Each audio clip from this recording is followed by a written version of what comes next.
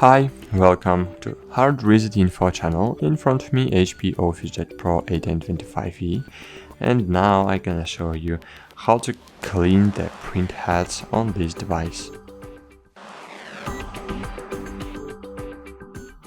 First, you should open Control Panel and click on Settings button to open the Setup menu. Then scroll down and find here Maintenance, Printer Maintenance. Click on it, and here choose Clean the Print Head.